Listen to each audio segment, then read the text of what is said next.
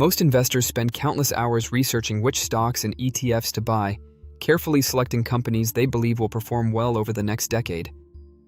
But after they make those investments, they often make one critical mistake. They simply leave their portfolio untouched, assuming that doing nothing is always the best strategy. While long-term investing is about patience, it doesn't mean ignoring your portfolio forever. Over time, some investments will grow much faster than others, changing the balance of your portfolio and potentially exposing you to far more risk than you originally intended. The difference between a well-managed portfolio and an unmanaged one can be substantial over many years. In this video, I'm going to explain what portfolio rebalancing really is, why professional investors do it, when you should consider doing it, and how a simple rebalancing strategy can help you stay on track toward your financial goals. One of the greatest advantages of investing is allowing compound growth to work over long periods. However, markets don't grow evenly. Technology stocks may surge while healthcare lags behind. Bonds may outperform during one economic cycle, while equities dominate during another. Because different assets grow at different rates, the portfolio you carefully built several years ago may look very different today. Portfolio rebalancing is simply the process of bringing your investments back to your original target allocation. It helps control risk, maintain diversification, and ensure your portfolio continues reflecting your long-term investment strategy rather than becoming dominated by whichever assets performed best recently. Today, we'll break down exactly how rebalancing works, the advantages and disadvantages, common mistakes investors make, different rebalancing methods, and why this overlooked habit has become one of the foundations of long-term investing success. One of the biggest misconceptions about investing is that once you've built a diversified portfolio, your work is finished. Many investors believe that buying quality stocks and ETFs is enough to guarantee long-term success. While selecting strong investments is certainly important, your portfolio is not a static object. It constantly changes because financial markets are always moving. Some investments appreciate rapidly, others grow more slowly, and some decline altogether. Over time, these changes can dramatically alter the balance of your portfolio without you even realizing it. Let's look at a simple example. Suppose you begin with a portfolio consisting of 80% stocks and 20% bonds because that allocation matches your risk tolerance and long-term financial goals. During the next several years, stocks perform exceptionally well while bonds grow only modestly. Before long, your portfolio may consist of 90% stocks and only 10% bonds. Although you never bought additional stocks, your portfolio has quietly become much riskier than you originally intended. This is where portfolio rebalancing becomes essential.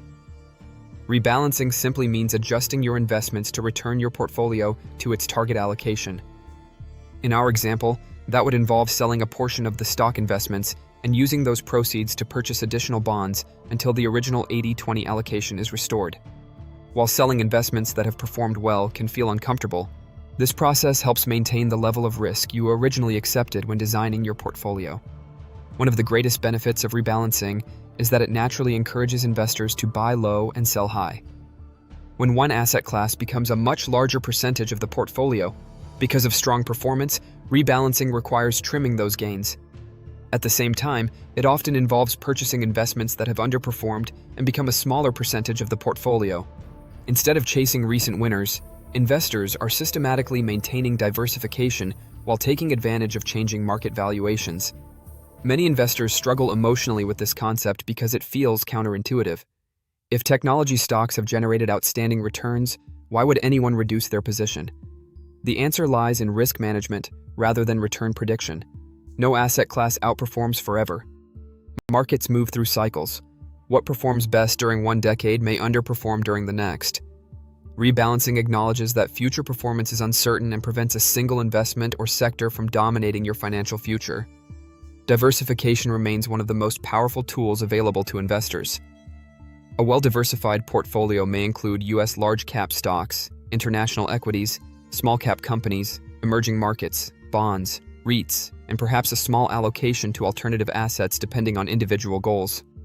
Each asset class responds differently to changing economic conditions. Rebalancing preserves this diversification over time by ensuring no single category becomes disproportionately large. There are several different approaches to rebalancing.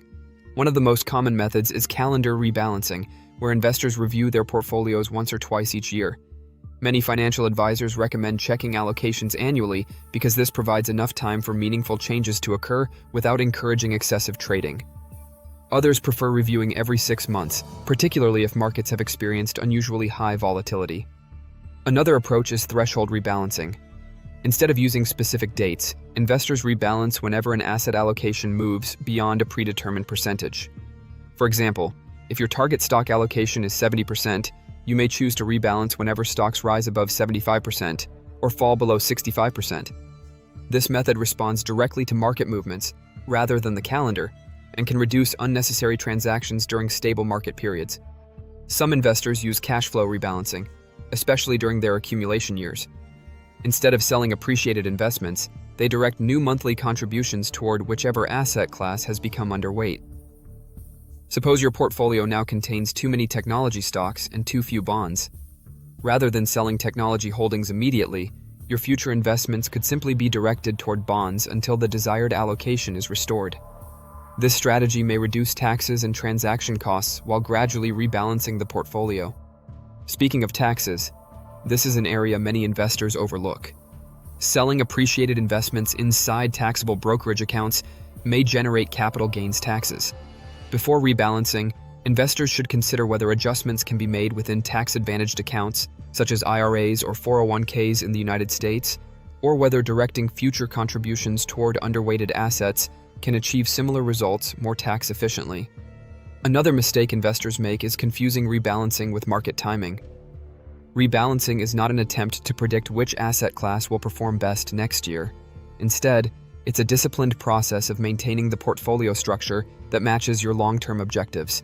Market timing depends on forecasting future prices, while rebalancing focuses on managing risk regardless of future market direction. One reason institutional investors continue relying on disciplined rebalancing is because it removes emotion from decision-making. Markets naturally create greed during bull markets and fear during bear markets. Rebalancing provides a rules-based framework that prevents emotional decisions from dominating investment choices. Instead of reacting to headlines, investors simply follow a predetermined strategy. Today's investment technology has also made rebalancing much easier. Many brokerages and robo-advisors automatically monitor portfolio allocations and rebalance investments whenever they drift beyond specified thresholds. This automation helps investors remain disciplined without constantly watching the markets. Perhaps the most important lesson about rebalancing is understanding that there is no perfect schedule. The best strategy is the one you can consistently follow. Some investors prefer annual reviews. Others choose threshold-based adjustments. The key is maintaining a disciplined process rather than reacting emotionally to every market movement. Ultimately, portfolio rebalancing is not about maximizing returns every single year.